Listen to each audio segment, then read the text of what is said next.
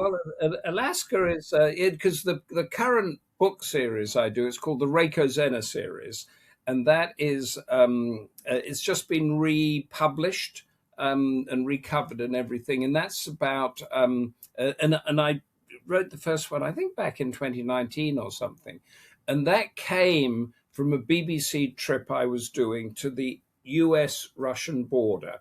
Now, at the time, Russian American relations ebbs and flows, goes up and down, and the rest of it.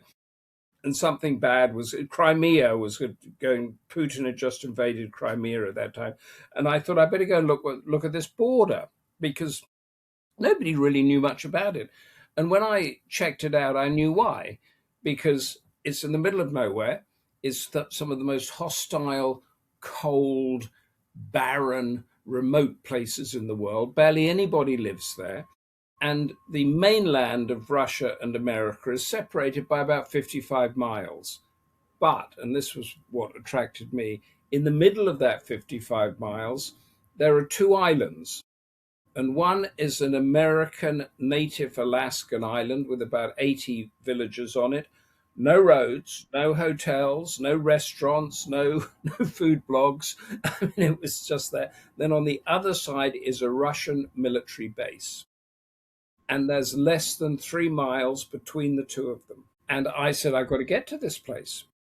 So I persuaded the BBC to, it is quite tricky, but I got that. And it's you have to go, you fly into Anchorage, then you have to fly to Nome, which is the main sort of old gold rush town on the west coast there.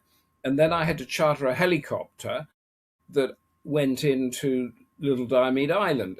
And I chartered it to do a sort of overnight stay, and it was meant to come pick me up the next morning. But out there, the weather is unpredictable. And I ended up staying 10 days or more until the fog lifted and the helicopter could get back in. So we'd done the filming and we got the basic story and we'd done all that sort of stuff. So what do you do? And I sat there looking at Russia.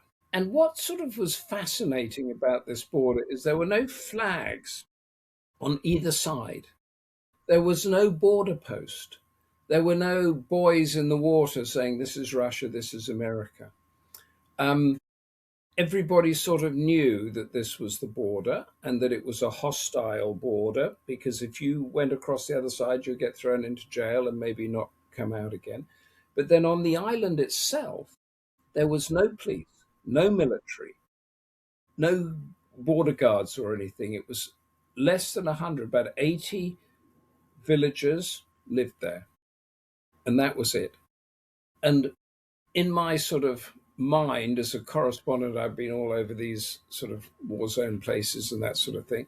I thought, okay, so supposing a fleet of Russian helicopters just suddenly came over the brow of the hill and came to this island, they could take it just like that.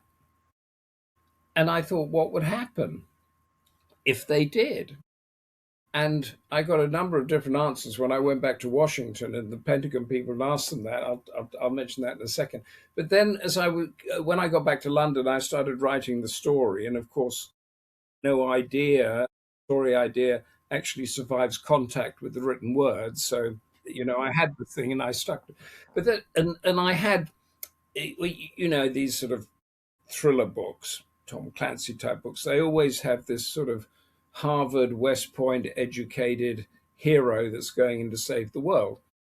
And I sort of plucked one out of my imagination, I don't know, what do you call him, Brad Pitt or something, so some sort of name like that. And not Brad Pitt, you know what I mean. I know what you mean, yeah. And then I thought, I'm completely nuts here, because on the island itself, I mean, these people on the island, they are the most rugged. They know about survival. They can read the weather like we scroll our phones. They look at a bird and see which direction it's flying and know what the wind's going to be doing. They can read ice. They can understand all of these things, and they can read people, because it's all about survival and who you're with and that.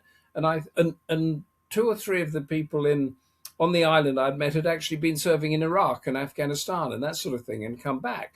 And I thought, well, hold on a second, you stupid. This one of these guys is going to be the hero of my series. And and that was Ray Kozena. That's the name of the series, and I did it as a standalone thriller. And actually, interesting, when I got back to Washington, talked to all these sort of intelligence defense guys. I said, "What would happen if Russia did that?"